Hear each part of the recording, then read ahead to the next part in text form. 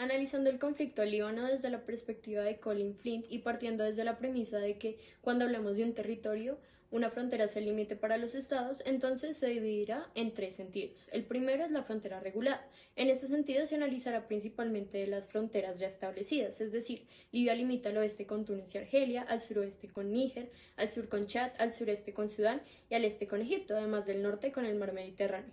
De segundos está la zona de frontera.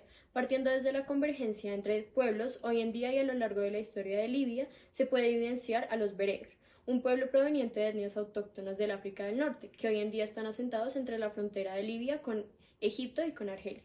Para finalizar está la frontera porosa. Siendo esta una frontera de interacción en vez de exclusión, es complicado compararla con la situación que actualmente está viviendo Libia. Pese a que es verdad que Libia comparte ciertos acuerdos comerciales como el Acuerdo Panárabe de Libre Comercio, dentro de las mismas fronteras han habido problemáticas de inmigrantes, grupos armados, entre otros, que han llevado hasta la militarización del territorio.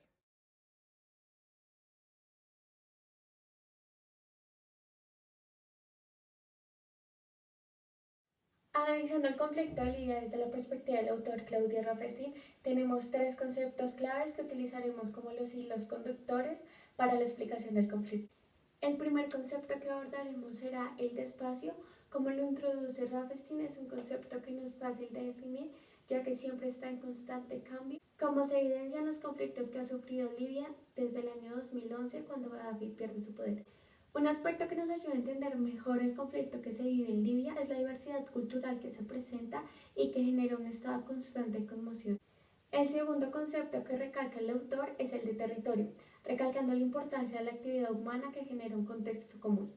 La situación presente en Libia demuestra un claro ejemplo de un Estado fallido, las instituciones son inexistentes y el control del petróleo por parte de agentes externos. Y por último, el concepto de territorialidad explica cómo la acción ejercida por un organismo al tomar posesión de un territorio donde existe influencia y control de los recursos y de las personas.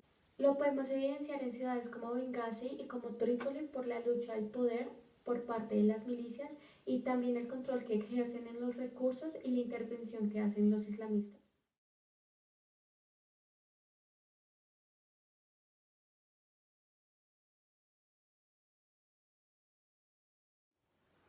Uno de los aspectos más importantes que trata la geopolítica crítica es lo económico y lo político de mano de las relaciones internacionales. A saber, en el año 2011, Libia tenía el 4,5% de las reservas mundiales de petróleo y producía más del 2% del petróleo mundial. Esto lo hacía ser uno de los principales suministradores de Europa. A consecuencia del conflicto de Libia, de la crisis revolucionaria, el precio de barril de crudo alcanzó un precio de $107 por barril, experimentando una subida del 4% en tan solo 2 días. La geopolítica crítica junto con el análisis económico logran explicar dos aspectos interrelacionados que impulsarían el alza de los precios. Primero, un productor como Libia reduciría temporalmente su producción. Esto supondría que disminuye la oferta y aumentan los precios. Segundo, aumenta el riesgo geopolítico, lo que hace pensar a empresarios e inversores que esta crisis podría afectar a otros países de Oriente Medio que son mayores exportadores que Libia incluso. En el aspecto político, otros actores se verían involucrados, ya que se están cometiendo crímenes de lesa humanidad contra la población civil y no se aceptan las ayudas de los organismos internacionales. Esto conduce a que los estados deberán tomar medidas colectivas y, por conducto de las Naciones Unidas, la comunidad internacional tiene la responsabilidad de utilizar medios diplomáticos, humanitarios y medios pacíficos.